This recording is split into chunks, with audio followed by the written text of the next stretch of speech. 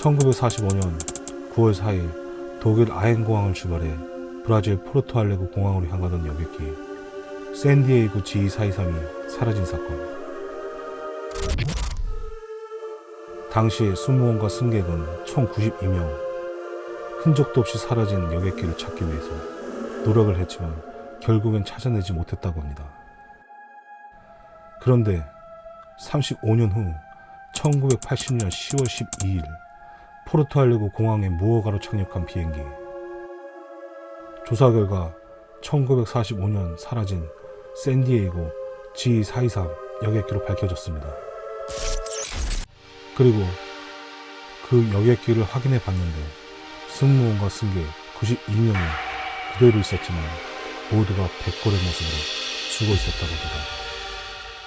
미국 정부는 테러 조직에 의한 사건으로 의혹을 품었지만 아니다라는 결론. 외계인의 소행이거나 차원 이동의 가능성을 제기했습니다. 제일 유력한 점은 차원 이동으로 보고 있었습니다. 당시 샌디에이고 여객기는 비행하던 중 차원 이동을 해서 우주 어디론가 가게 되었고, 그 과정 속에서 외계 천체에 부딪히거나 천체 조각으로 인해서 여객기가 구멍이 났고 순식간에 공기가 빠져나가 사망했을 가능성이 높다고 했습니다. 그런데 35년 만에 지구로 어떻게 돌아왔냐는 게 설명이 되지 않았습니다. 당시 무허가로 착륙을 했다는데 승무원, 승객이 모두 죽어 있는 상태였기에 어느 누가 비행기를 운전할 사람이 없었다는 것이죠. 그래서 이 사건은 영원히 미스테리가 남게 되었습니다. 하지만 이 불가사의한 미스테리 사건에는 잘못된 이야기가 많습니다. 당시에 사라졌던 여객기 이름입니다. 샌디에이고 GE423이 아닌 산티아고 에어라인이라는 것입니다. 산티아고 에어라인이라는 항공회사는 현재도 과거에도 존재하지 않던 이름. 또 하나, 독일 아헨공항이랑 브라질 포르토알레고 공항으로 향하던 중 상공에서 여객기가 사라졌다고 했지만 1940년 그 당시에는 아헨공항에서 브라질 포르토알레고 공항 노선은 개설되어 있지 않았습니다. 여객기 안에서 촬영된 백골 상태의 사진 또한 실제 사진이 아니었습니다. 공개된 사진은 미국 드라마의 프렌즈 시즌 1의 방송 장면이었다는 것입니다. 미국 신문에 실렸던 기사 또한 가짜 뉴스로 유명한 위클리 월드 뉴스에서 발행한 기사였다는 것. 위클리 월드 뉴스는 유머와 흥미 위주의 가짜 뉴스를 생산하는 것으로 유명합니다. 이 기사 역시도 위클리 월드 뉴스에서 발행. 사실 이야기의 원조는 일본의 대표적인 미스테리 매거진 1990년 3월호에서 해당 사건을 소개, 미스테리 잡지에서 TV까지 소개되면서 과장되어 알려졌습니다. 일본 매거진 역시 위클리 월드 뉴스에서 발행한 기사를 보고 만들어진 것이라 이야기가 과장돼 부풀려져 아시아권에서 점점 퍼지게 된 미스테리한 사건으로 만들어졌습니다. 이렇게 만들어진 이야기는 흥미로운 사건을 좋아하는 대중들이 세계 5대 불가사의의 미스테리 중 하나의 사건으로 만들어져 남게 되었는지는 모르겠습니다. 그리고 사람들이 만들어낸 세계 5대 불가사의의 미스테리, 이 사건을 만들어낸 대중들 또한 미스테리일지도.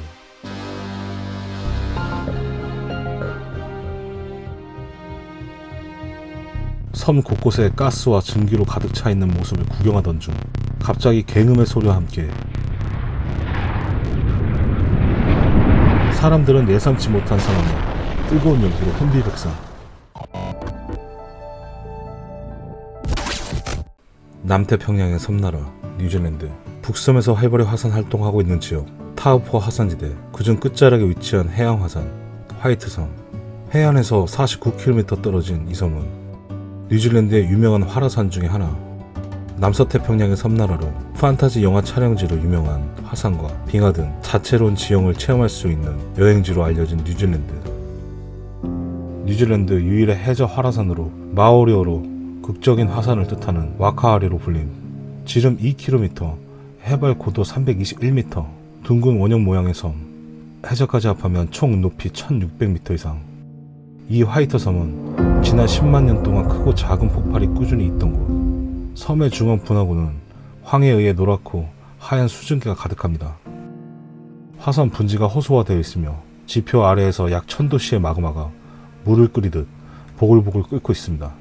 특이한 점은 뉴질랜드 북섬에 있는 타우포 화산지대는 마그마가 땅에서 1km 바로 밑에 있다는 것이죠. 이 칼데라와 같은 경우는 마그마가 지면에서 500m 밑에 있다는 것입니다. 2019년 12월 9일 그날은 크루즈의 자유 프로그램 중 하나가 이 화이트 섬을 방문하는 것이었습니다. 사람들은 별다른 방호복을 입지 않고 그저 헬멧 하나만 착용한 상태. 화이트 섬을 방문한 그룹은 셋.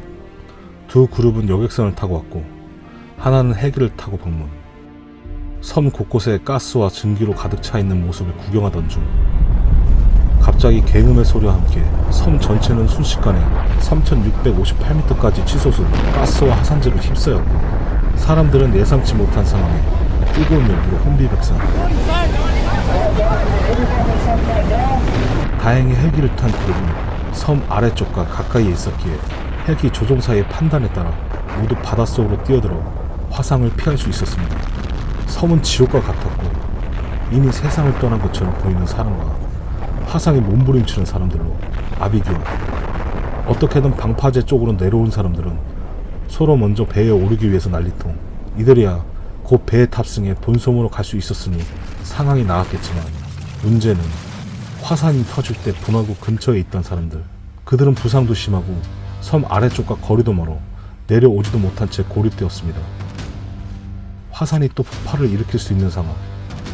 남아있는 사람들을 구해야만 했지만 추가 폭발 가능성이 있어 뉴질랜드 경찰과 소방관은 아무도 화이트 섬으로 향하지 않았습니다. 다행히 민간 헬기 조종사와 파일럿이 화이트 섬으로 향해 이들을 구조. 그러나 이미 많은 사람들이 이 사건으로 목숨을 잃고 가족을 잃었습니다. 사고 당시 살아난 스테파니 브로잇. 호주 멜버른에서 가족과 함께 뉴질랜드 화이트 섬으로 여행을 떠난 관광객이었습니다. 가족과 즐거운 한때를 보내던 중 갑작스럽게 화산이 폭발했고 얼굴을 포함한 전신의 70%의 화상. 함께 갔던 가족 중 여동생 크리스탈 이브와 아버지 포르 현장에서 목숨을 잃었습니다. 하지만 스테파니에게는 슬퍼할 겨를조차 없이 사고 직후 2주 동안 혼수 상태였고 의식을 회복한 후부터는 고통스러운 화상 치료로 나날을 보내야만 했으며 사고가 발생한 지 2년 6개월이 흐른 뒤 스테파니는 용기를 내 화상 흉터가 가득했던 자신의 얼굴을 공개. 호주 방송 채널 9 60분 프로그램에 등장한 그녀는 마스크를 벗은 뒤 나는 내가 생각했던 것보다 더 강했다. 생존을 위한 싸움이 현실이라는 것을 배운 것 같다. 나는 살아남기 위해서 오로지 나 자신으로 돌아가기 위해 매일 싸웠다고 지난 시간을 회상하며 말했습니다. 스테파니는 사고를 당한 뒤 손가락 절단 등 힘든 수술을 끊임없이 받았고 머리와 등, 팔, 몸통 등의 피부는 이식이 필요할 정도였다고 합니다. 그녀는 현재 언론과 한 인터뷰에서 사고 이후 상상할 수 없는 육체적 고통을 겪었다. 하지만 그보다 더 고통스러운 것은 아버지와 여동생 없이 사는 법을 배우는 것이었다면서 마음이 아픈 날이 있다. 지금도 여전히 아프다. 아버지와 여동생이 이곳에 함께 있길 바라지만 최소한 나라도 살아남아 어머니가 모든 가족을 잃지 않게 된 것을 기쁘게 생각한다 라고 말했습니다. 한편 폭발 당일 16명이 희생되었고 2명이 실종. 화이트 섬 그 인근에는 뉴질랜드, 호주, 미국, 영국, 독일, 중국, 말레이시아인 등 47명이 있었으며 이 중 호주인 14명, 미국인 5명, 뉴질랜드 가이드 2명, 2020년 1월까지 중상자 사망 포함 총 22명의 희생. 이미 이곳은 개인의 섬으로 1914년에 유황을 채굴하던 10명의 인부가 화산 이류로 사망한 사건이 있었고 105년 만에 큰 폭발로 22명의 희생자를 발생시킨 화이트 섬은 입도 관광이 금지되었습니다. 그러나 이 관광에 의지하며 살고 있는 지역의 상권을 살려야 한다는 주장이 조심스럽게 대두되고 있다고 합니다.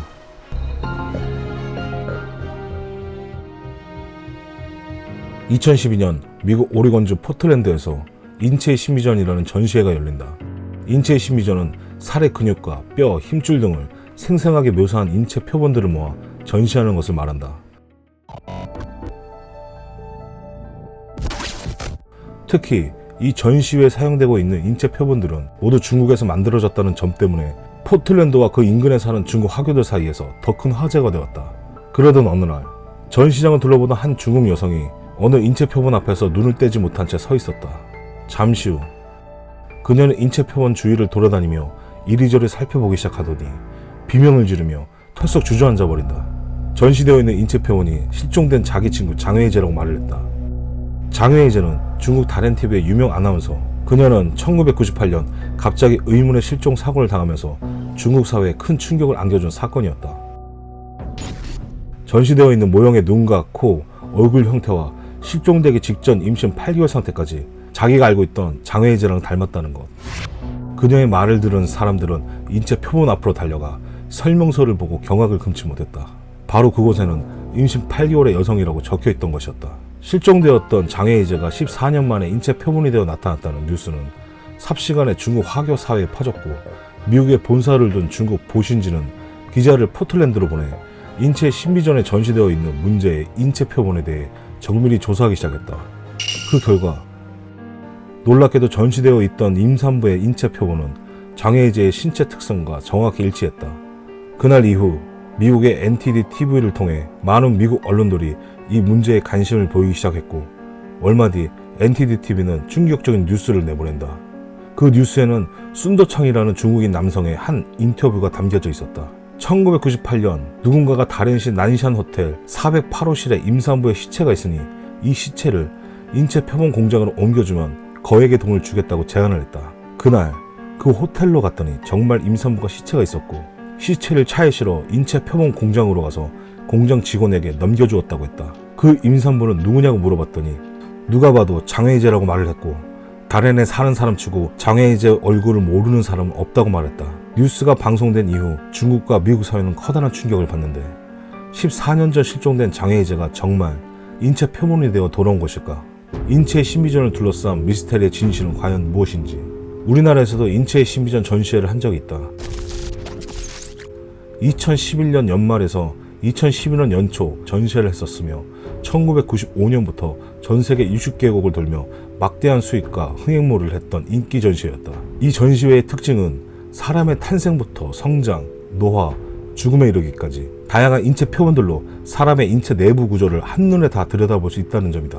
현재는 윤리적 이유 때문에 전시회를 금지하는 나라들이 많아진 상태. 그러면 중국에서 유명했던 아나운서 어떻게 인체 신비전에 나타날 수 있었던 건지.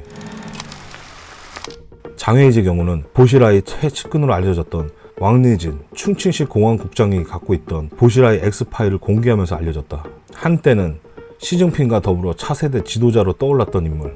보시라의 다롄이 시장으로 있을 때 다롄 TV에 근무했던 아나운서 장웨이제와 내연관계를 맺었다. 이 사실을 알았던 보시라의 부인 부카이라가 장웨이제를 독살하고 그 시체 처리를 위해서 인체 표본 공장으로 보냈다는 말이 들리기 시작했다. 추후 보시라의 부인 부카이라는 2012년 8월 영국 사업가 닐 헤우드랑 내연관계였던 남자를 독살한 혐의로 사형 집행유예를 선고받게 된다. 이것을 감안해보면 충분히 자신의 남편과 내연관계와 불륜을 저지른 장웨이제를 그냥 뒀을 리가 없다. 한편 보시라이가 다롄 시장으로 있을 때 인체 표본 공장 설립자이자 대표였던 독일인 군토프 하겐스 박사와 굉장히 치밀한 관계를 갖고 있었으며, 하겐스 박사에게 다롄시 명예 시민증도 줄 정도로 굉장히 친밀한 관계를 맺고 있었다. 그래서 다롄 시장에 역임했던 1999년 외자 유치 사업의 일환으로 하겐스의 공장을 설립을 허가. 보시라의 아내 부카이라는 변호사로 하겐스의 법문 자문과 공장 책임자를 맡았고, 보시라의 부부의 협조 아래 중국 다롄의 인체 표본 공장을 세우게 된다. 그렇게 시간이 지나 2012년 장웨이제가 인체 표본으로 나타났다는 뉴스들이 중국과 미국에 도배가 되기 시작했고, 인체 신비전을 기획하고 전시했던 회사에 문의가 쏟아졌다. 질문이 쏟아지자 이 프리미어사가 공식 답변을 웹사이트에 올렸는데, 그 답변의 내용을 보면 중국 공안으로부터 시체를 공급받는 걸로 알고 있다. 하지만 프리미어사는 이 시체들이 중국 감옥에서 몰래 서형된 시체나 몰래 타살된 사람들의 시체인지 여부는 알 수 없다. 이 말은 즉슨 공식적인 다롄에 있는 인체 표본 공장이 실제 사람의 시체를 가지고 만들고 있다고 인정한 셈. 그리고 장웨이제 아나운서와 의혹이 불거진 하겐스 박사는 이렇게 답변합니다. 임산부 표본은 내 아내와 친분이 있는 중국인 여성의 신체이며 유족에게 기증을 받았다. 하지만 구체적인 신분은 밝히지 않았다. 2014년 11월 미국의 NDT-TV에서 하나의 보도를 내놓는데 중국의 인체 가공 공장에 일한 경험이 있는 직원 인터뷰를 땄다. 인터뷰를 보면 공장에는 사람의 시체로 가득한 컨테이너 트럭이 4대에서 5대 분량의 시체가 모두 비닐봉지에 쌓여 있었고 공장 내부에는 커다란 대형 수족관이 하나 있는데 이 수저는 시체를 넣어 포르말린을 절이기 위한 용도로 쓰였다. 많은 사람들이 처음에 모형인 줄 알았지만 그 직원의 증언에 의하면 시체의 지방과 수분을 다 빼고 화학약품을 채우면 사람의 피부가 플라스틱처럼 딱딱하게 변해 모형처럼 보인다는 것이다. 일일이 모양을 만든 것이 아닌 죽은 사람의 시신을 가지고 그렇게 만든 것이다. 그리고 그 중에는 임산부들도 당연히 많았다고 증언. 2014년 보도를 보면 2012년 보시라이 부부가 몰락하고 인체 표본 공장은 봉쇄되었다는 팻말과 함께 폐쇄되었다. 이후 2013년 9월 충칭시 당석이었던 보시라이는 뇌물수수, 공금횡령, 직권남용 등의 혐의로 무기징역을 선고. 2017년 간암 선고를 받고 가석방되었다. 전 세계를 놀라게 한 임산부의 정체는 1998년 실종된 미모의 아나운서 장혜이제일까? 장혜이제가 사라진 지 25년이 지난 현재까지 그녀의 실종으로 둘러싼 의혹은 계속되고 있다.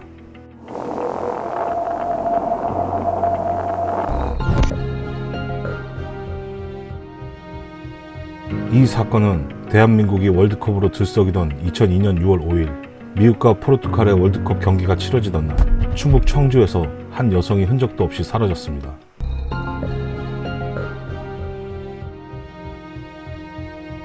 그날 하교 후 집으로 돌아온 아들 송군. 집에 들어와 보니 이곳저곳이 엉망이었던 집안. 이 시간이면 저녁 준비를 해놓고 기다리고 있을 엄마였지만 그날따라 보이지 않아 급히 일이 있어 외출을 했을 거라고 생각했습니다. 잠시 후 여동생이 귀가를 했고 남매는 엄마를 기다렸지만 하루가 지나도록 엄마의 행방은 알 수 없었습니다. 엄마 강씨가 사라진 그날 오후 5시 23분 통장에서 돈이 빠져나갔고 돈이 인출된 곳은 집에서 20분 정도 떨어진 은행. 그리고 10분 후 5시 33분 버스 터미널에서 돈이 다시 인출됩니다. 남편 송씨는 아내가 사라진 지 하루가 지난 다음날 즉시 경찰에 실종 신고를 했지만 신고 접수를 받은 경찰의 태도가 이상했습니다. 엉망이 된 집도 살펴보지 않은 채 아내 강씨는 단순 가출이라고 판단. 분명 아들인 성군이 집에 들어섰을 때 엉망이 되어 있는 집안 풍경은 수상한 점이 많았는데도 말입니다. 나중에 이 부실 수사는 사건에 큰 오점으로 남기게 됩니다. 그렇게 가족 모두가 직접 강씨의 흔적을 찾아 나섰고 현금이 인출된 은행에서 뜻밖의 단서를 찾게 되는데 그것은 아내 강씨 통장에 돈을 인출해간 20대에서 30대로 보이는 한 남자의 모습이 CCTV에 담긴 영상이었습니다. CCTV 영상 사진을 경찰에 제출하면서 본격적인 수사가 이루어질 거라 믿었지만 돌아온 경찰의 답변은 요즘 바람나서 가출하는 아줌마들이 많다면서 며칠 있으면 집으로 돌아온다며 얘기를 하였고 돈을 찾은 남자랑 아내 강씨랑 놀러 가려고 돈을 찾을 수도 있다는 것이었습니다. 아내 강씨는 1959년생으로 당시 43살이었습니다. 몸이 불편한 남편의 병수발과 아이들의 양육, 생계까지 도맡았던 강씨는 연락 없이 집을 비운 적이 없었다고 말을 했고 그런 강씨의 실종은 가족들에게는 너무도 당황스러운 일이었습니다. 그 후 강씨의 핸드폰을 추적하던 중 실종 이후 이틀 동안 청주 시내를 옮겨 다닌 위치 흔적이 기지국 실시간을 통해 확인됩니다. 그러니 경찰들은 이것이 가출한 증거라면서 아니란 태도를 보였고 그렇게 가족들이 강씨를 찾아 청주 시내를 헤맨 지 23일째 되던 2002년 6월 28일 집에 있던 남매가 얼마 전부턴가 집에서 썩는 냄새가 진동한다며 그 냄새를 따라 옥상으로 오르는데 옥상으로 올라갈수록 악취는 더욱 심해지기 시작했고 옥상 옆 물탱크실 문을 열어본 순간 부더기들이 꿈틀대는 것이 보였고 거의 알아보기 힘들 정도로 머리 부분은 뼈만 남아 피부가 소실돼 백골화된 형체로 끔찍하게 부패되어 있던 엄마 강씨. 시신의 부패가 심각해 국과수에서 사인 불명. 사망 원인조차도 알 수 없었습니다. 단순 가출로 처리됐던 23일 동안 그 시간의 사건의 진실마저 흔적 없이 지워져 버리게 된 것입니다. 그제서야 경찰들은 수사를 진행했고 단순 강도살인이 아닐 것이라는 추측을 주장하며 용의선상에 피해자 강씨의 남편 송씨를 지목한 경찰. 사건이 일어난 건물은 강 씨네를 포함한 14가구, 당시 대학생이나 술집 종업원들이 새들어 살고 있었고 낮에도 건물 전체가 비어있는 경우는 드물었다고 합니다. 현관문을 억지로 열었던 흔적은 보이지 않았고 그날 이 집을 찾아온 사람은 면식범일 것이라고 경찰이 말했습니다. 강 씨가 경계 없이 문을 열어주는 사이이거나 혹은 집 열쇠를 가진 누군가였을 것이고 물탱크 위치를 잘 알고 있는 사람, 용의자를 한 사람으로 좁혀 남편 송 씨를 용의자로 지목하게 된 것입니다. 물론 범죄에 있어서 가장 가까운 사람을 의심하는 것은 일반적인 것이죠. 실종 직전 청주 지역 돼지띠 모임이라는 인터넷 동호회를 활발하게 활동했던 아내 강 씨. 그런데 실종된 그날도 강 씨는 모임 친구와 대화를 나누던 중 아들 밥을 차려주러 갑니다 라는 글을 남기고 오후 3시 30분경 마지막 대화를 끝으로 종료. 그날 아들 송군이 하교를 하고 집으로 돌아온 시간이 4시에서 5시 사이, 사건이 일어난 시간은 오후 3시 30분에서 5시 사이, 불과 1시간 30분 동안 일어난 사건이라는 겁니다. 그 시각 남편 송 씨는 사업자 일행들과 함께 있었다는 알리바이가 있었는데도 경찰은 계속된 의심을 거두지 않았다고 합니다. 비록 물증은 없지만 심증은 확실하다는 경찰. 그러나 이 사건에는 부정할 수 없는 증거가 있는데 통장을 인출한 그날 CCTV에서 찍힌 범인의 모습과 남편 송 씨의 얼굴은 확연히 다르다는 것. 그런데도 경찰은 이 모든 것이 남편 송 씨가 다른 누군가를 시켜 강도로 위장해 치밀한 계획을 세워 연극을 하고 있다고 말을 한 겁니다. 하지만 아내 강 씨가 사라진 그 시각, 강 씨의 집 전화로 카드회사 콜센터에 전화를 하게 되는데 강 씨가 지니고 있던 카드를 포함해 마이너스 통장까지 조회한 기록이 통신 기록을 통해 드러납니다. 당시 경기대 범죄심리학과 이수정 교수의 말에 의하면 남편이 정말 진범이라면 그 은행의 잔고는 뭐하러 전화를 해서 알아봤으며 가족들의 어떤 갈등으로 오랜 시간 동안 앙심을 품고 있던 자가 계획적으로 벌인 범죄로는 보이지 않는다는 점입니다. 누군가를 시켜 아내 강 씨를 살해한 후 강도로 위장하기 위해 전화로 계좌 조회를 하고 일부러 CCTV 얼굴에 노출하게 했다? 경찰의 추정대로라면 그것은 놀라울 만큼 주도 면밀한 시나리오일 것입니다.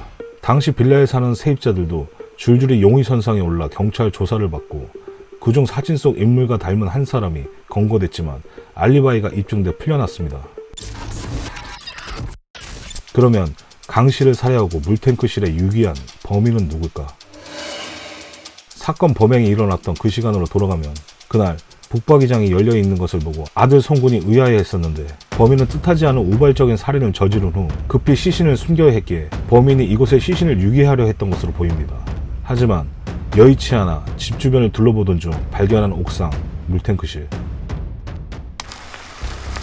그러면 강 씨의 시신은 왜 23일이 지나 발견되었을까? 가족들은 도무지 이 상황을 납득할 수가 없었는데 강 씨가 실종되고 2, 3일 뒤에 남편 송 씨를 포함한 가족들이 옥상부터 지하까지 다 뒤졌다는 것이죠. 전문가들은 시간이 지나 발견한 것도 어쩌면 당연한 것이라고 합니다. 현장을 재현한 결과 강 씨의 시신은 물탱크와 벽 사이에 껴있었고 입구에서 봤을 땐 전혀 보이지 않았습니다. 그렇게 시간이 지나 강 씨의 시신은 옆으로 쓰러지면서 아들 송군이 발견하게 된 정황이라고 합니다. 물탱크 옆에는 강 씨의 소지품이 발견되었는데 가방과 지갑은 그대로 있었고 카드만 훔쳐 달아났습니다. 그 당시 제대로 된 전문가만 있었다면 아들 송군이 처음 본 토대로 수사가 진행되었을 것이고 심하게 부패되어 있는 엄마의 모습을 발견하는 비극은 막을 수 있지 않았을까요? 엄마의 모습을 직접 눈으로 확인한 아들은 몇 달 동안 실어증을 앓을 정도였고 목격한 충격으로 당시의 일부 기억까지 잃어버렸다고 합니다. 경찰의 안일한 수사만 아니었다면 유가족이 이런 상처까지 남길 일은 아니었을 텐데 참 안타깝습니다. 사건 당일 범인은 집에서 20분 정도 떨어진 은행에서 6월 5일 오후 5시 23분 처음 인출을 하였고 10분 후 오후 5시 33분 터미널에 두 번째 인출을 하게 됩니다. 그리고 범인의 마지막 행적은 청주를 벗어나 대전에서 발견됐습니다. 시신 발견이 늦어지면서 수사가 늦어진 탓에 범인은 수차례 돈을 인출하고도 붙잡히지 않을 만큼 충분한 시간을 번 셈입니다. 어떻게 보면 범인은 범죄에 치밀한 사람은 아니었습니다. CCTV에도 노출이 되었으며 현장 동안 정리하지 못하고 떠났고 심지어 가져간 강 씨 휴대전화를 이틀 동안 켜진 채 기지국에 신호가 잡혔습니다. 위치 추적 결과 이틀 동안 강 씨의 휴대전화가 청주 시내를 옮겨 다니고 있었다는 겁니다. 그때만 해도 사건은 가출로 처리된 상황. 휴대전화 위치 추적이 가능했던 그날 수사만 제대로 이루어졌더라면 이 사건이 지금까지 미제로 남을 일은 없었을지도 모릅니다. 이 남자의 얼굴 자세히 봐주시기 바랍니다. 2002년 당시 용의자의 사진을 2021년 인공지능 화질 개선을 통한 기법으로 분석한 겁니다. 전신이 찍힌 사진 중 건축 특징에 맞춰 비교한 결과 키는 일반 평균 키보다 작은 160에서 170 정도 되며 통통한 얼굴과 체형을 가진 용의자입니다. 시간이 너무 오래 지나 명확하게 몽타주를 가지고 정확하게 판단하는 건 어렵겠지만 용의자가 있다면 비교가 가능하다고 하니 시청자분들께서도 관심 있게 봐주시기를 바라겠습니다.